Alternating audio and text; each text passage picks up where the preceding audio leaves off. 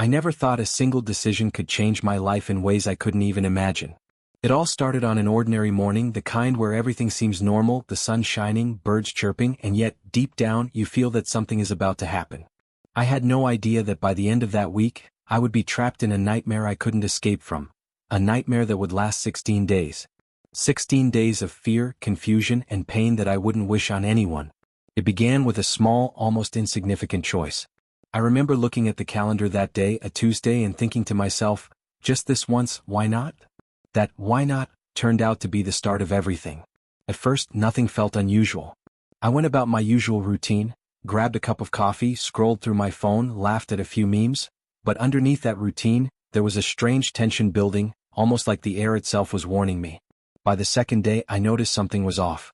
My skin felt hot in ways I couldn't explain, but when I checked in the mirror, there was nothing visible. Friends I called later noticed a change in my voice, a kind of strain that wasn't there before. They laughed it off, saying I sounded tired or stressed, but I knew it was more than that. I could feel it deep in my bones, a creeping sensation that something was literally burning inside me. The third day was the moment fear began to creep in. I woke up in the middle of the night, drenched in sweat, with a sharp, almost electric pain running through my body.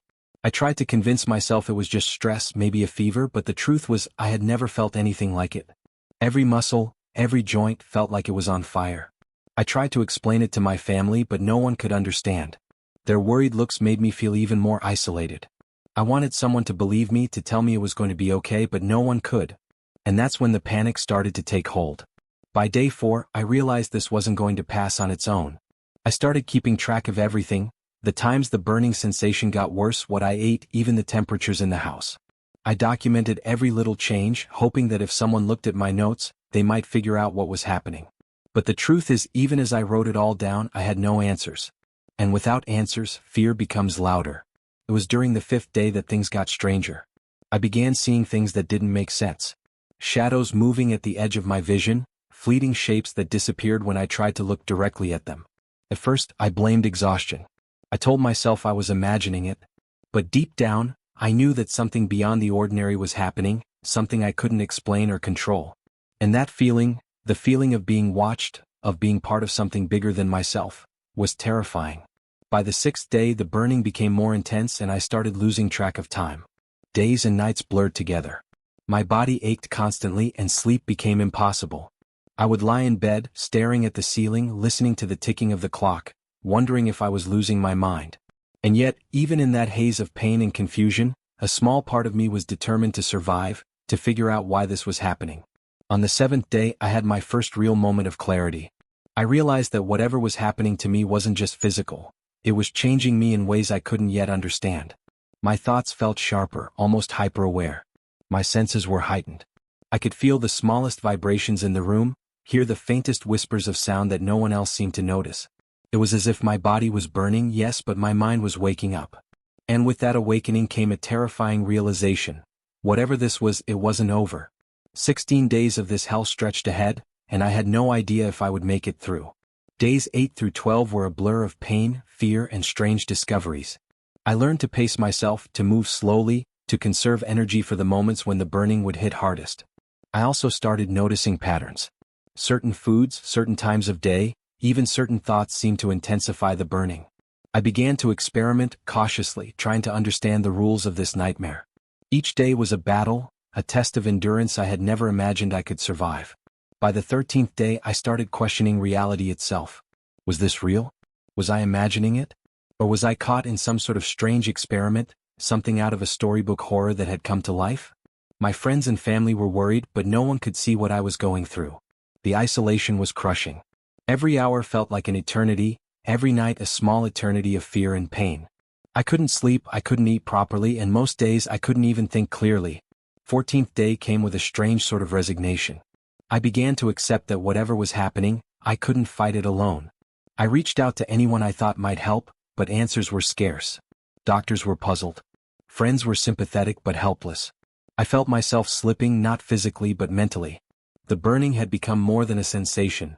It was now a constant companion, a presence that reminded me I was not in control. The 15th day was the hardest. My body was exhausted, every movement a challenge, and my mind was fraying at the edges. I remember looking in the mirror and not recognizing the person staring back. My eyes looked different, tired, haunted, as if they had seen too much. And yet, even in that moment of despair, I knew I couldn't give up. Something inside me refused to surrender, something that whispered, "You have to see this through. You have to survive." And then came the 16th day, the day I could no longer ignore the truth of what had happened, the day I realized that this experience, this burning, this fear, this isolation, was only the beginning. What I discovered that day changed everything. It was terrifying, shocking, and completely unexpected. It's a story I can hardly put into words, a story that will leave anyone who hears it questioning what they think they know about reality, pain, and survival. I want to take you through every moment of those 16 days. I want you to feel what I felt, to see what I saw, and to understand the fear, confusion, and determination that kept me going when it felt like there was no hope. But before we get there, I need you to understand one thing. This isn't just a story about pain. It's about endurance, the human spirit, and the things we discover about ourselves when we're pushed to the absolute limit. And so, I invite you to join me on this journey, to feel the heat, to experience the fear, and to uncover the truth behind why I burned for 16 days. What I'm about to share is real, it's raw, and it's not over. Not yet. Looking back now, I realize the 16 days didn't start out of nowhere. There were signs, tiny ones at first, subtle moments that I ignored because they didn't make sense. I had always been a careful person, someone who noticed details others didn't, but in those weeks leading up to the burning, my life had begun to feel off. Not in a dramatic way, no one was stalking me, nothing had happened, but there was a sense that the world around me was shifting in ways I couldn't explain. Things I had trusted seemed unreliable. People I considered close acted strangely at times, saying things that didn't quite fit, or giving me looks I couldn't interpret. I brushed it off. I always brush things off. But maybe, in some way, my intuition had been trying to warn me. It started with small irritations in my body, the kind you usually ignore. A twinge in my shoulder, a burn in my fingertips, headaches that came and went. I thought it was stress, overwork, or maybe just lack of sleep. But the more these minor annoyances built up, the more I began to notice patterns. Certain times of the day, certain noises, even certain smells seemed to amplify the sensation. The idea of coincidence seemed less and less likely, and the fear that had started quietly in the first days of burning began creeping in again, stronger this time. I also started reflecting on my past. My life hadn't been easy. I had faced my share of challenges, losses, setbacks, moments where I had to choose between comfort and courage. But none of that prepared me for this. There was a part of me, deep down, that wondered if maybe this experience was connected to all the risks I had avoided or the decisions I had made. Life has a strange way of catching up to you, I thought. Maybe this was a reminder that even when we feel safe, we are never truly in control. During those middle days, I began to notice the people around me differently. Family members who had seemed supportive now felt distant, almost as if they were watching me from behind a glass wall I couldn't pass through. Friends who called or messaged seemed concerned, but I realized that concern often carries its own kind of fear. The fear of the unknown, the fear of what they cannot understand. And there were strangers too. Faces in the crowd that felt familiar in ways I couldn't explain, strangers whose eyes lingered a little too long. Were they noticing the change in me too? I couldn't tell. The burning itself began to change. It wasn't just physical anymore. It seemed to have a rhythm, a pattern I couldn't predict. Some hours it was sharp, like a flame against my skin. Other times it was deep and slow, like heat radiating from the inside out, crawling along my nerves. I started keeping notes, writing down the times, the sensations, even my thoughts at those moments. The journal became my lifeline. It gave me a sense of control, even if it was small. Writing it down made the fire feel less like it owned me. But it also made me realize that whatever was happening, it was deliberate in some way. Random pain doesn't follow a pattern. I remember one night, around the 9th day, when the burning became almost unbearable. I couldn't sleep, couldn't move, couldn't think clearly. I wandered the house, trying to distract myself, and found myself standing in front of a window I hadn't really noticed before. I pressed my forehead against the glass and stared out into the darkness. The streets were empty, silent except for the occasional car far off in the distance. And then I saw it, or maybe it saw me. A shadow that moved with purpose across the sidewalk, pausing in places that didn't make sense.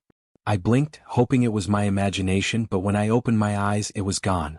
And yet, a feeling lingered, like the world itself had shifted slightly, revealing something I wasn't supposed to see. I tried to reach out for answers. Doctors, specialists, anyone who could tell me what was happening to my body and mind. But no one could. Blood tests were normal. Scans showed nothing. And each time I explained the burning, the patterns, the strange sensations, I could see the doubt in their eyes. Even their sympathy carried a hint of suspicion, like maybe I was exaggerating, maybe this was all in my head. And I began to wonder myself. Maybe I was imagining things. Maybe the burning was a trick my body was playing on me. But deep down I knew it was real. I started talking to people online, strangers who claimed to have had strange experiences. Some stories were eerily similar to mine, burning sensations, unexplained shadows, a sense of being watched or tested. But most of them warned me not to dig too deep. Some things you're not meant to understand, one person wrote. The more you look, the harder it gets. That only made me more curious. If there were rules to this experience, if there were patterns I could understand, I had to find them. I had no choice. Around the 11th day, I noticed another change. My thoughts, normally scattered and chaotic under stress, began to sharpen. I could see solutions, notice details I had missed, and sense things that weren't immediately obvious. It was as if the burning was teaching me something beyond pain, something I couldn't yet articulate. But with that clarity came fear. The more I understood, the more I realized I was only seeing a small part of the bigger picture, and that part was frightening. Whatever was happening, it was larger than me, larger than anything I could imagine. The people closest to me began to worry in ways I hadn't seen before. Family members were sleeping less, watching over me, asking questions I couldn't answer. Their faces carried exhaustion and fear, and I realized that this wasn't just my nightmare, it was affecting everyone around me. And that weight, the weight of knowing that I wasn't just suffering for myself, made the burning feel heavier. The fire inside me wasn't just a personal trial, it was something that was changing the world around me too, in ways I didn't yet understand. By day 13, I felt trapped in a strange limbo. Every hour was long, every moment stretched out, and the burning had become a constant companion I could not escape. I began talking to myself, silently, just to keep my mind anchored. I whispered reminders to myself: keep going, observe, understand, survive. But even those words felt fragile, like thin threads in a storm. The strange patterns, the shadows, the unexplained sensations, they were all pressing closer, and I knew I was approaching a breaking point. The 14th and 15th days blurred together. My body was failing, but my mind was oddly alert. I noticed details others might have missed. The way the sunlight shifted through my window, the faint hum of the refrigerator, the barely audible scuffing of shoes down the hallway. Every detail felt important, as if each one held a clue I needed to understand what was happening.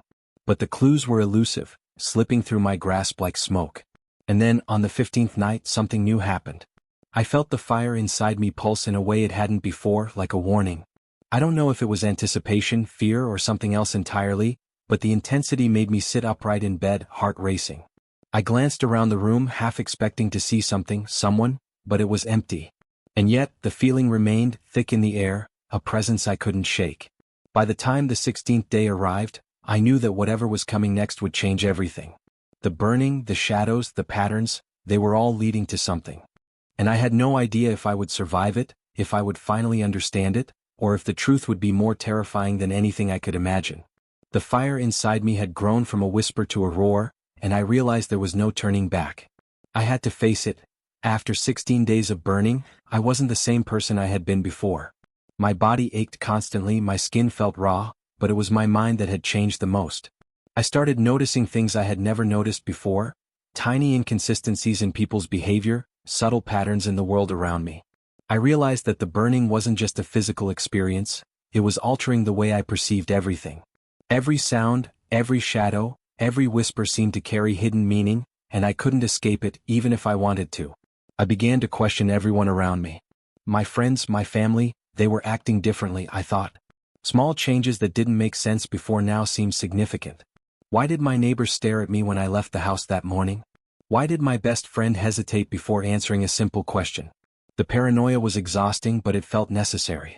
I had learned that ignoring details could be dangerous, and the fire inside me seemed to demand vigilance. I couldn't let my guard down for a second. One evening, around the 17th day, I received a message from an unknown number. It was short, almost cryptic. You're closer than you think. But be careful. They're watching. My first instinct was to delete it, to ignore it, but curiosity won. Who were they? Who was watching? And what did they mean by closer than you think? The message didn't bring comfort. It only deepened the mystery, making me feel that the burning, the shadows, the strange patterns were all part of something far bigger than me. Meanwhile, the burning itself was changing. It wasn't constant anymore, it came in waves like a tide I couldn't predict. Some moments it was unbearable, a white-hot intensity that made me double over. Other moments, it was subtle, a low hum beneath the surface, allowing me to think, to observe, to piece together fragments of the puzzle. I began to map the patterns, trying to anticipate the waves, hoping that by understanding the rhythm I could gain some control. But the more I mapped, the more I realized the patterns weren't entirely predictable. There was something, or someone, intervening. My family, for all their love and concern, started to worry me in ways I hadn't expected. They didn't understand what was happening, and their fear made them act differently. My mother would hover near me constantly, asking questions I couldn't answer. My father tried to maintain a sense of normalcy, but I could see the strain in his eyes. Their attempts to help felt like pressure, and I began to feel trapped, as though the fire wasn't only in my body but in the relationships around me too. The very people I loved were becoming part of the conflict. Then there was my own mind, which had become both ally and enemy. I started seeing patterns in seemingly random events. A mail carrier dropping a package just slightly off from where it should be, a flickering streetlight outside my window at the same time each night, people in crowds glancing in my direction with identical expressions. Were these coincidences, or was something orchestrating it? The burning had heightened my awareness, sharpened my senses, but it also made me doubt everything. I couldn't tell if I was seeing reality more clearly or if my mind was being tricked by fear and exhaustion. The online connections I had made during the earlier days also became more complicated. Some of them shared warnings, advice, even cryptic theories about why this was happening. A few claimed they had experienced similar burning sensations or felt observed, in ways that defied explanation. Others were dismissive, even hostile, warning me that digging too deeply could make things worse. But I couldn't stop. The burning demanded attention, and the more I ignored the patterns, the more intense it became. It was as though the fire inside me thrived on curiosity, feeding off every question I dared to ask. And then came a moment that changed everything. I noticed something in the mirror that I hadn't seen before, a faint mark on my skin, almost like a shadow beneath the surface. At first, I thought it was a trick of the light, a reflection caused by exhaustion. But as I examined it, I realized it wasn't fading. It seemed deliberate, almost intentional, a sign or message I couldn't yet interpret. Panic surged through me. Was the burning marking me? Was it a warning or a threat? I couldn't tell. The fear was different now, sharper, more personal. The fire wasn't just in my body anymore, it was touching the very edges of my identity. Around the same time, I started noticing changes in my surroundings that I couldn't explain. Doors that I was certain I had locked were slightly ajar. Objects in my home were moved, sometimes subtly, sometimes clearly. Nothing was stolen, nothing was broken, but the shifts made me feel watched in ways that went beyond paranoia. Even my dreams became strange, fragmented, surreal sequences that mirrored the burning sensation, blurring the line between sleep and reality. I woke up more exhausted than before, and the fire seemed more intense, more alive, as if feeding off the fear I carried even while unconscious. By the 20th day, I realized the burning had become a teacher, forcing me to confront truths about myself I had ignored for years. I couldn't distract myself anymore.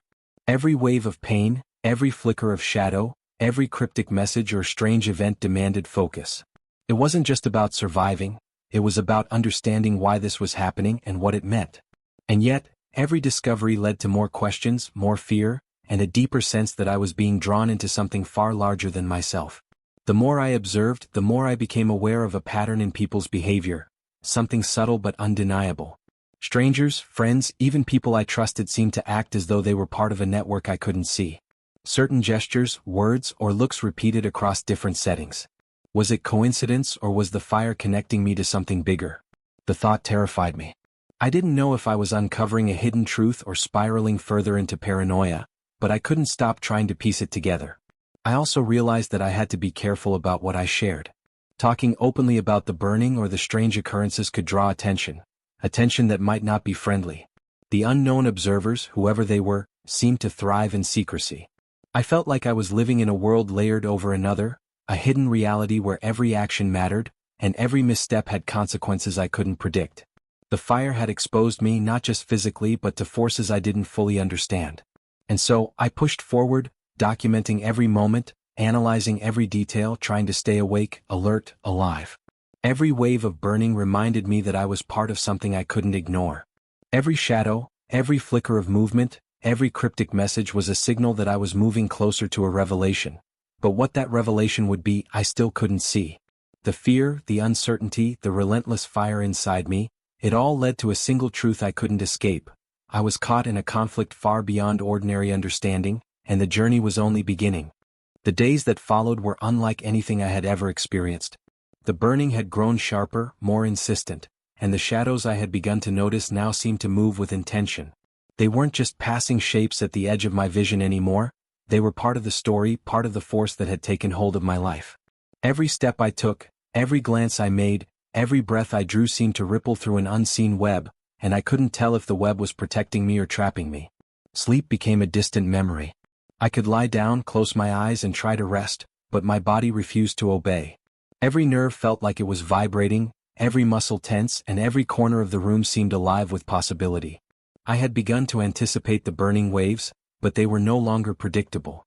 They came at random, each one stronger than the last, leaving me gasping, drenched in sweat, and barely able to think.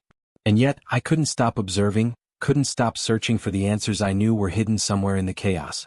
The shadows began to take forms I couldn't ignore. One evening, I saw a figure moving through the house, not fully visible but enough to make my blood run cold. I froze, heart hammering, and for the first time I felt truly, completely powerless. The figure didn't speak, didn't make a sound, but I knew it was aware of me.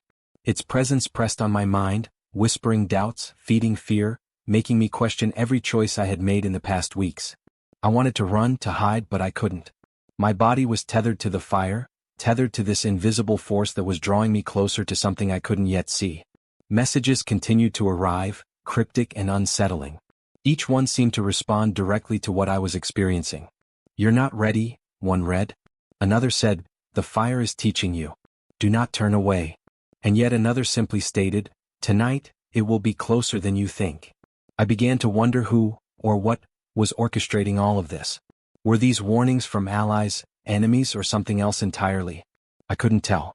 And the ambiguity was maddening. Every message heightened my fear while also fueling my determination. Around the 23rd day, I noticed the patterns growing more complex. The shadows seemed to interact with the environment, objects in my home subtly shifting as if responding to their presence. My thoughts raced faster than ever. The burning, though agonizing, had sharpened my senses to a level I couldn't have imagined before. I could detect the smallest changes, the faintest creak in the floorboards, the subtle shift of air from one corner of the room to another. It was as if the fire inside me had become a sixth sense, alerting me to the unseen. Then came the moment that truly broke the fragile barrier between fear and panic. I was sitting in my living room, staring at my notebook, when the lights flickered violently. Shadows stretched across the walls, twisting in ways that defied explanation.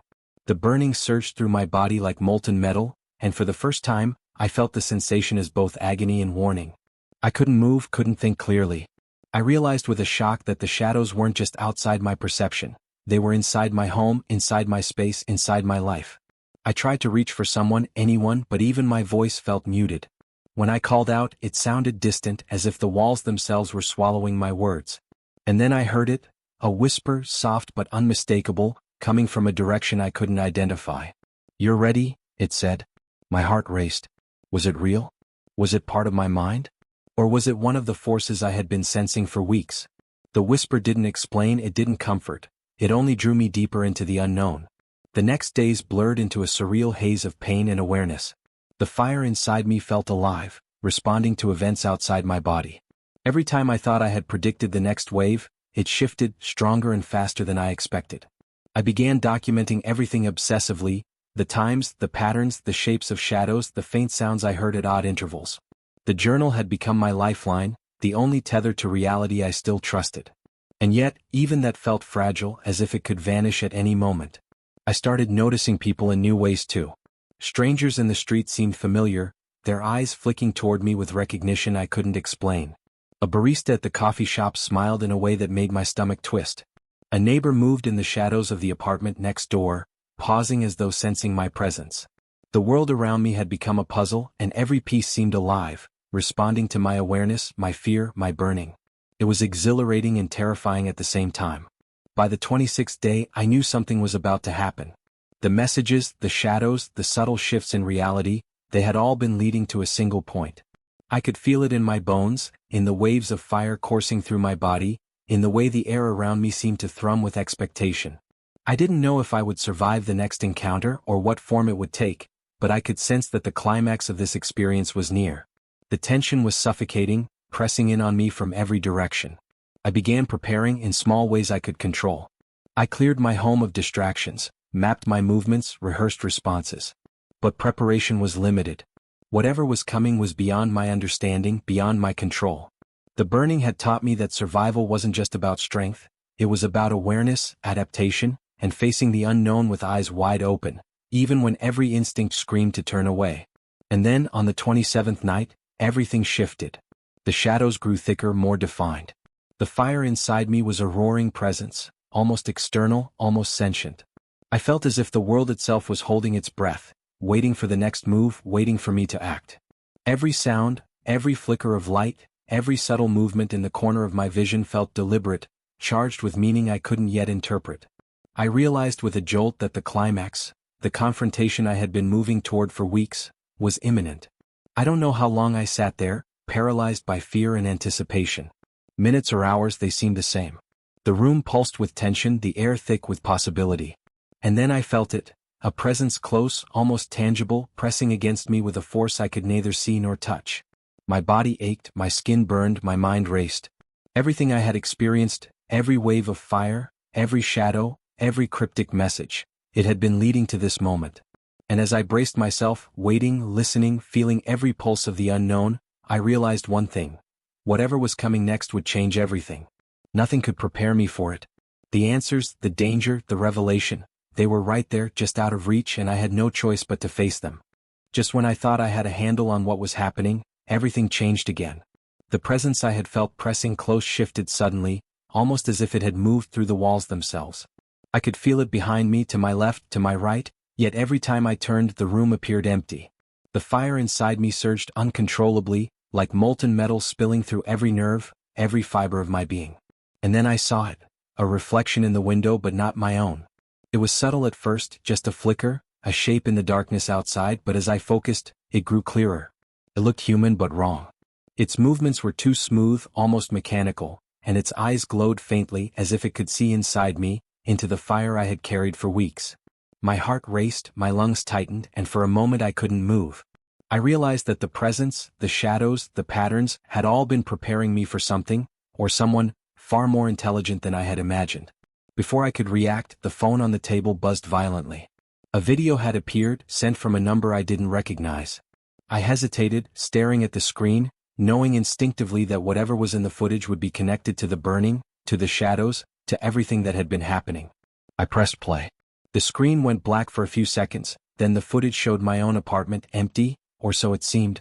The camera angle moved slowly through the rooms, until it paused on a corner where I had clearly seen nothing.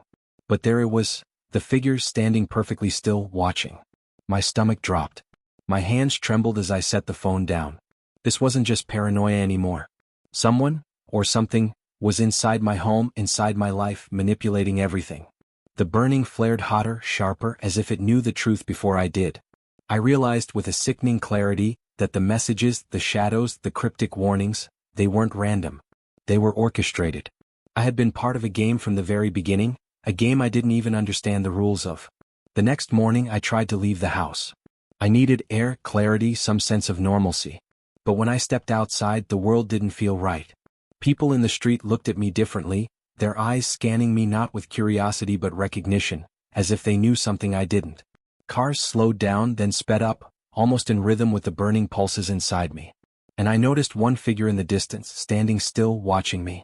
The same figure I had seen in the window reflection. Only this time, it didn't vanish when I blinked. Panic surged. I ran back inside, locking the doors, checking every window, every corner.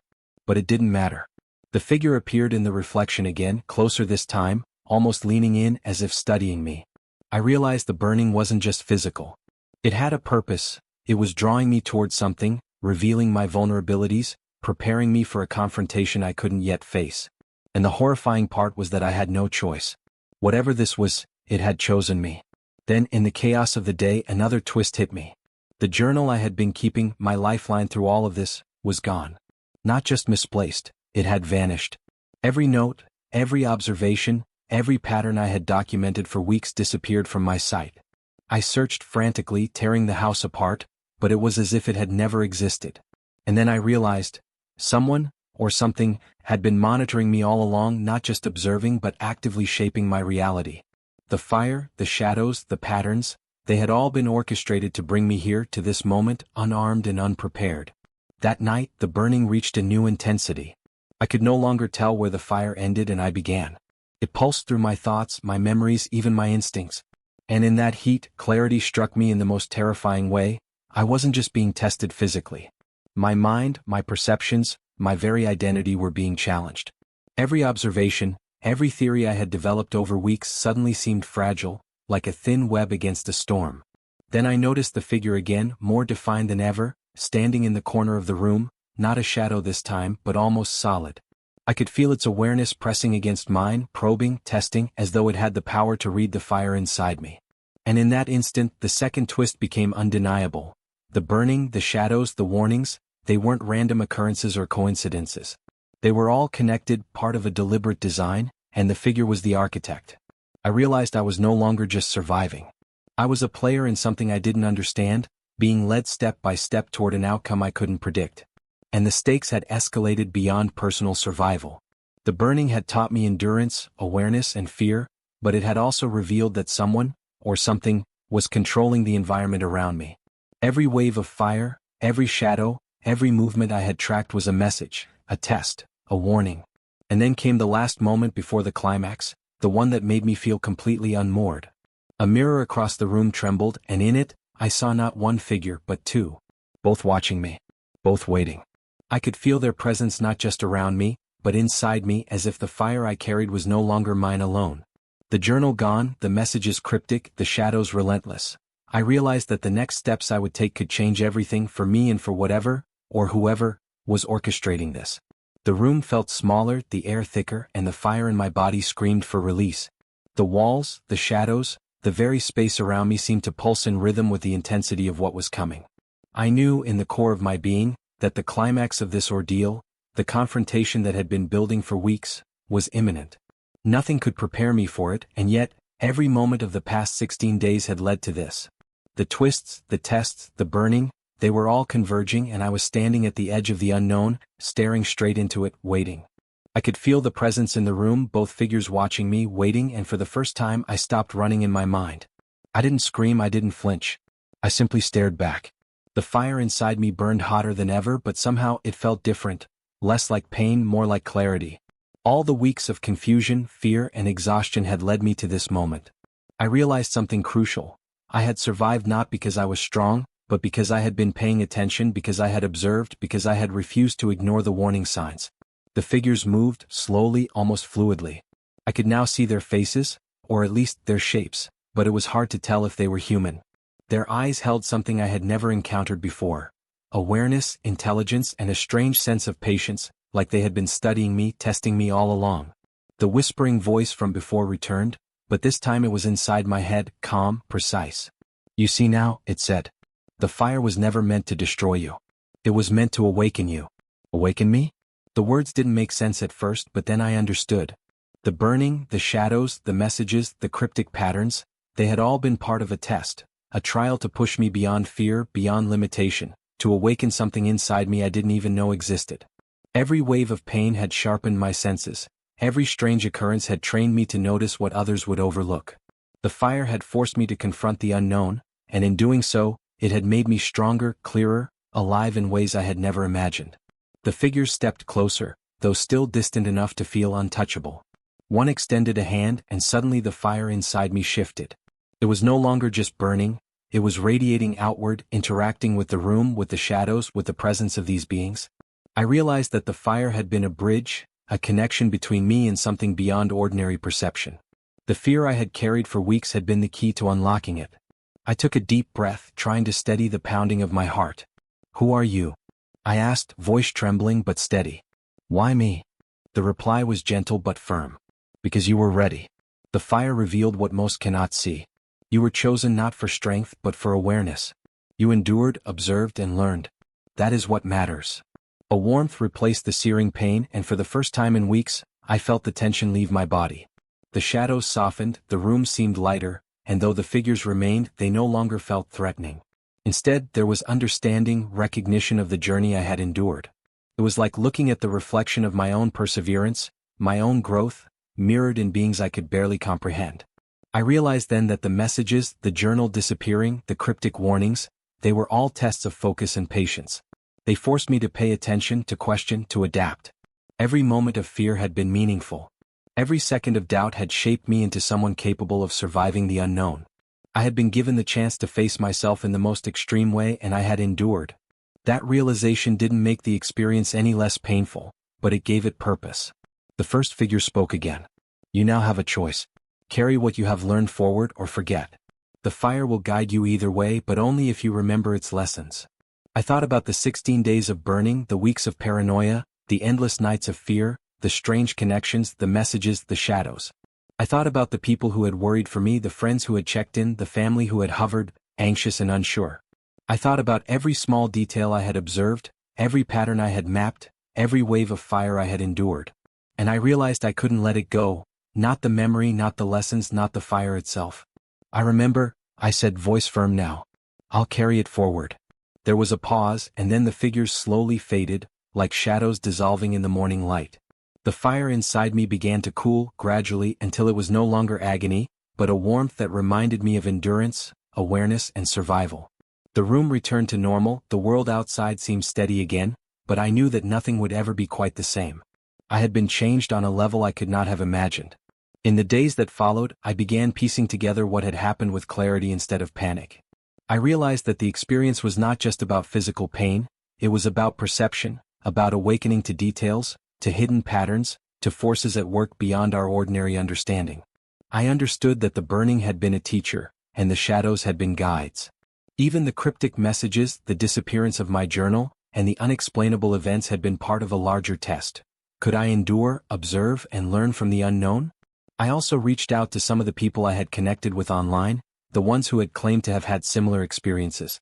They were cautious, cryptic, and careful in what they shared, but a few confirmed what I had suspected. Experiences like mine were rare, often misunderstood, but transformative. They taught those who endured to see the world differently, to notice the unnoticed, to survive in ways most people cannot imagine. It wasn't easy and it wasn't comfortable, but it was meaningful. My relationships too changed. My family and friends could see the difference in me, not the fire itself which no one could witness, but the awareness, the calm, the patience. I had been tested and they had watched me endure. They were part of my journey, even if they didn't fully understand it. And I realized that enduring the unknown doesn't happen alone. It's shaped by those around you, even if they are unaware of their influence. Looking back, I understood that the fire, the shadows, the cryptic messages, and the unknown presences weren't just random events, they were catalysts. They forced me to confront fear, uncertainty, and isolation. They demanded patience, awareness, and courage. And when I finally reached the other side, the fire wasn't something that destroyed me, it was something that strengthened me, reshaped me, awakened me to the unseen and the overlooked. I also learned something unexpected about myself. I had underestimated my own resilience. 16 days of burning, weeks of uncertainty, and moments of terror had revealed strengths I didn't know I possessed. I had survived not because I was invincible, but because I paid attention, adapted, and refused to give in to fear. That realization became my anchor, something I could carry forward into the rest of my life. Now, whenever I feel the heat of stress, the weight of uncertainty, or the creeping fear of the unknown, I remember the 16 days of burning. I remember the shadows, the cryptic warnings, and the unknown figures. And I remember the lesson they left me. Endurance, awareness, and the courage to face the unseen can transform fear into power. The fire taught me that pain is not always destruction, and the unknown is not always to be feared. It can be a teacher, a guide, and a test of who you truly are. In the end, I didn't just survive the burning, I learned from it. And the knowledge, the awareness, the strength I gained from those 16 days stays with me, shaping the way I see the world, the people around me, and even myself. The fire may have faded, but its lessons endure, a constant reminder that the human spirit can withstand the unimaginable, adapt to the unknown, and emerge stronger, wiser, and more aware than ever before.